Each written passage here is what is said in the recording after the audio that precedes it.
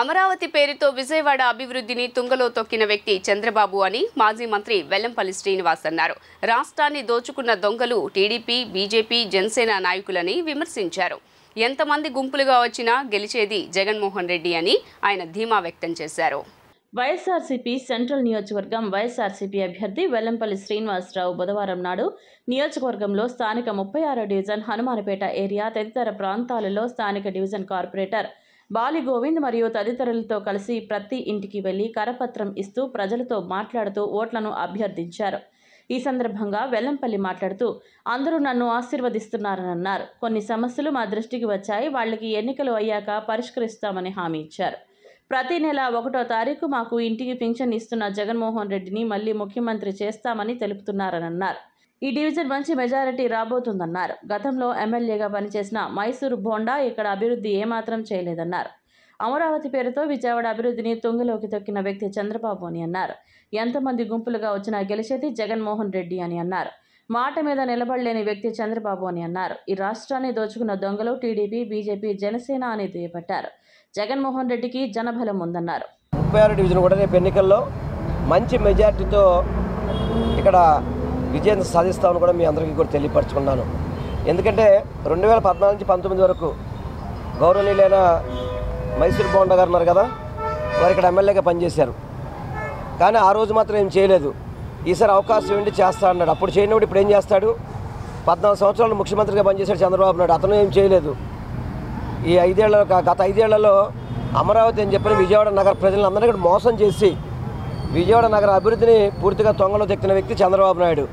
ఈరోజు ఎన్నికలు వస్తున్నాయని చెప్పని పవన్ కళ్యాణ్, భారతీయ జనతా పార్టీ, చంద్రబాబు నాయుడు ముగ్గురు కలిసి 2014 నుంచి 19 వరకు ఆంధ్ర రాష్ట్రాన్ని పరిపాలించారు.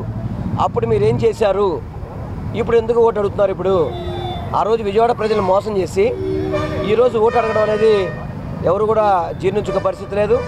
ఏదేమైనా కానీ 175కి 175 గెలిచే పార్టీ కానీ ప్రభుత్వం కానీ మాదే అని చెప్పని గర్వంగా చెప్పుకోగలుగుతున్నాం. వీళ్ళందరూ కూడా జెండాలు వేసుకోవడం, గుంపులు వేసుకోవడం, అన్ని పార్టీలు కలిపి పనిచేసినా కానీ జగన్మోహన్ రెడ్డి గారు విజయం తథ్యం. 175 గెలుస్తారు. తప్పకుండా ఈ ఆంధ్ర రాష్ట్ర అభివృద్ధి చెందాలన్నా, సంక్షేమ పథకాలు అమలు చేయాలన్నా, ప్రతి ఒక్కటి సొంత ఇల్లు కళ నెరవేర్చాలన్నా కూడా జగన్మోహన్ రెడ్డి గారు రావాలని చెప్పని ఈరోజు ప్రజలంతా కోరుకుంటుంది. వాస్తవం అని చెప్పి అందరికీ తెలియపరుస్తుంది. 36వ డివిజన్లో గడప గడప కార్యక్రమం హనుమాన్పేట తిరగడం జరుగుతుంది. అలాగే సెంట్రల్ ఎమ్మెల్యే మల్లాది విష్ణు గారితో పాటు ఇన్ఛార్జ్ శ్రీనివాస్ గారు, అలాగే వైసీపీ కుటుంబ సభ్యులు అందరూ కూడా పేరు పేరున ధన్యవాదాలు తెలియజేసుకున్నారు. ఈరోజు హనుమాన్పేటలో గతంలో రోడ్లు బాగా పాడైపోయినాయి. మ్యాక్సిమం అన్ని వర్కులు చేస్తున్నాం. ఇంకా హనుమాన్పేటలో 6 రోడ్లు కొత్తగా వేసే రోడ్లు ఉన్నాయి. 6 రోడ్లు కూడా టెండర్ కూడా అయింది. అలాగే హనుమాన్పేటలో పార్క్ సగం డెవలప్మెంట్ అయింది. ఆ పార్క్ డెవలప్మెంట్ కూడా ఈ ఎలక్షన్ కూడా రావడం వల్ల కొద్దిగా పనులు ఆగినాయి. మ్యాక్సిమం ఎలక్షన్ అయిన తర్వాత ఆ పనులు కూడా పూర్తి చేస్తాను. అలాగే వెల్లంపల్లి గారు ప్రతి ఒక్క గడప గడపకి వెళ్ళడం జరిగింది. ప్రతి ఒక్కరు కూడా చాలా సంతోషంగా, ఎందుకంటే ఎప్పుడూ కూడా ఎవరు చేయలేని రీతిగా ఈరోజు జగన్మోహన్ రెడ్డి గారు వచ్చిన తర్వాత ప్రభుత్వం ఆ విధంగా వాలంటరీ వ్యవస్థ అనేది ఒకటి తీసుకొచ్చి ప్రతి గడప గడపకి వెళ్ళి పెన్షన్ ఇవ్వడమే కానీ, వాళ్ళు సర్వీస్ చేయడమే కానీ, కరోనా టైంలో వాళ్ళు చేసిన సేవ కానీ హనుమాన్పేటలో ప్రతి ఒక్కరు చెప్తుంటే మాకే ఆశ్చర్యం వచ్చింది. ఎందుకంటే అలా జగన్మోహన్ రెడ్డి గారికి అంత ఇష్టపడి అంత ప్రేమగా చూసుకున్నారు. అందువల్ల ప్రతి ఒక్కరు కూడా జగన్మోహన్ రెడ్డి గారికి, అలాగే జగన్మోహన్ రెడ్డి గారు పెట్టిన ప్రతి ఒక్క అభ్యర్థిని కూడా 175కి 175 సీట్లు గెలిపిస్తామని చెప్పి ప్రతి ఒక్కరు కూడా చాలా ఉత్సాహంగా ఉన్నారు. ఈ రోజున వైసీపీ కార్యకర్తలు కానీ, కుటుంబ సభ్యులు కానీ చాలా ఉత్సాహంగా తిరుగుతుంది. 100% వెల్లంపల్లి శ్రీనివాస్ గారు 25,000 ఓట్ల మెజార్టీతో గెలుస్తారని చెప్పి మనస్ఫూర్తిగా కోరుకుంటున్నాను.